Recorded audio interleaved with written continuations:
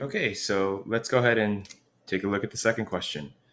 The second question has not only a decimal, but it also has a variable with a square in it. So here you could kind of just divide and conquer. Just realize that this is going to be the product of the square root.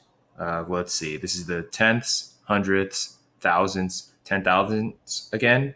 So it's 49 over 10,000, right?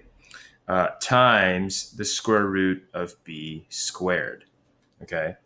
Uh, so I'll go ahead and focus on the number right now and realize that the square root of 49 is a clean whole number. The square root of 10,000 is also a clean whole number, right? This becomes the square root of 49 over the square root of 10,000, right?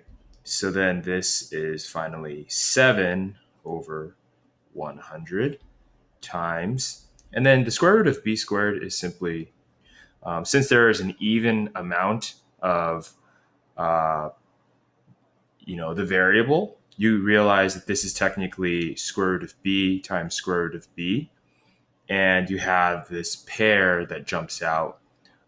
So you end up getting the square root of b squared is simply just b.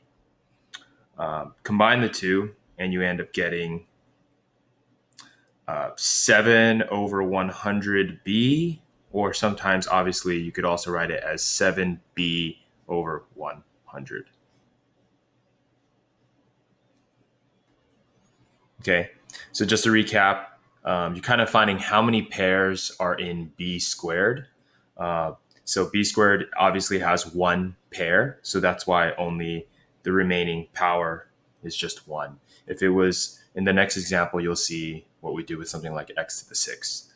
Okay, so square root of 0.64 times x to the 6. Again, you can divide them two and just make this 0.64 times the square root of x to the 6. And this becomes square root of 64 over square root of 100.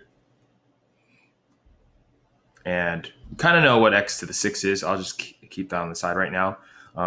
Again, fortunately, both of these values are going to be clean whole numbers. The square root of 64